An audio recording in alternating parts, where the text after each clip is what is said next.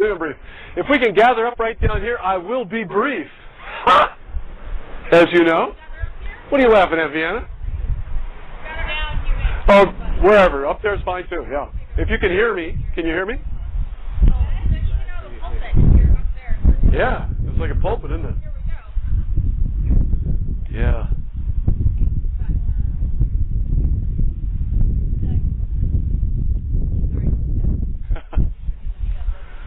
Yeah.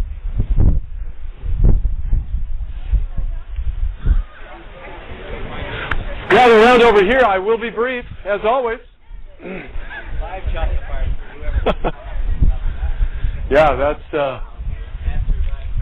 Yeah, don't say that because Sienna will take you up on it. And Simona, that's right. Gather over here for just a moment, and I'll tell you a little bit about why we're here and what we'll see. Yeah, this is the quickie, I promise. Okay, this is Straven Castle, and Straven Castle was a full castle, but it was a fortified house with some turrets. You see the round turret ruins here, and there were some over there too. 12th century, perhaps, as early as. It was a laird's fortress, and in the Covenanting time that we're concerned and interested in, it was just like so many of the rest of them. We went by the McIntyres there in Sorn, today Sorn Castle, that was seized and made a garrison for the dragoons. And let me just say a word about the dragoons. We think of them as the English and the Covenanters as the Scots, and very often the garrison troops were actually Scots. They were just Scots that were in the pay of the English. So that actually, well, you know, the dynamic of that is more effective. Oftentimes they might have an English commander, but in some cases not an English commander even. As we get down to Del Rye tomorrow, we'll meet Sir James Turner. Remember him from Duncan's War, a real character. He fought with the Covenanters in the Civil War, and then he turned coat, and which is where that comes from. He turned coat and became a redcoat commander for the Royalist Dragoons in Dumfries. But during that time, the names are lesser known, but again, the vast majority of the Covenanters were nameless or were not the prominent Samuel Rutherford or William Guthrie or James Guthrie and as many other names that we could bring up. But they were just people. They were the people that lived in this community, like that sheep farmer we just saw herding his sheep beside the motorway just a minute ago, or not motorway, it was a highway. And several of those were imprisoned here in Straven Castle, in the dungeon of this castle, during the Covenanting time.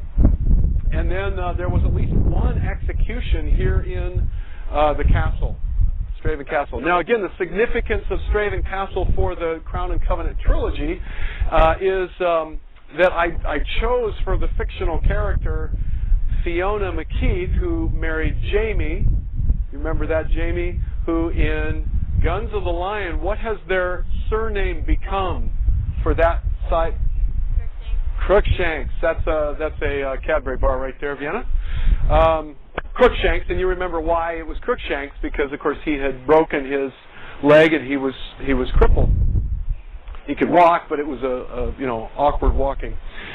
Well, they were not McKeith clan then, because Fiona had married into another clan, so they were not as much in the crosshairs of the Redcoats after the rescue of the 8 Covenanters in April 1685 at Loudon Keep, which we're about to go by and see in just a few minutes, where Rebels Keep gets its name. So I had them move to Straven simply because I liked Straven. I'll be honest with you. They're fictional characters, so I could do what I wanted with them. But I chose Straven also because our good friends, the McCallums, Eric and Irene McCallum, that I've been staying with here in Scotland since 1996 when I called them from Glasgow, and Cheryl and I arrived Saturday morning. I told Irene, I said, well, we'll be home about 4:30, 5 o'clock, because I think of it as home, New Mills. And this was her home. before she married Eric, and so not this castle. No. She didn't live in the castle. Yeah. But the town, the village of Straven, was her home. So that, people, if you were watching your clock, was less than 15 minutes. Does anybody have a question about Straven? Why we're here?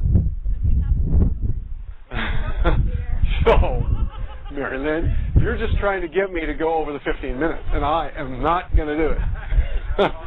I'm saving it for other times when I'm going to go over. So, okay.